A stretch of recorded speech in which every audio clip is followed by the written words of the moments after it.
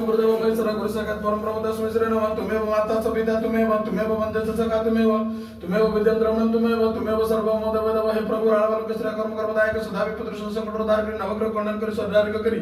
बसवासर संतवार्ते ओम कर्पूर गौरम कर्णावतारम संसार सारम भजेंद्रारम सदा वसंत मदारविंदे भवम भवामि सत्यनामे। प्रभु राळवालोक श्री धर्मगोत्र से जजमान से कुमद्र नमन सुनादर करवार्ते उकिल नमन सुनादर करवार्ते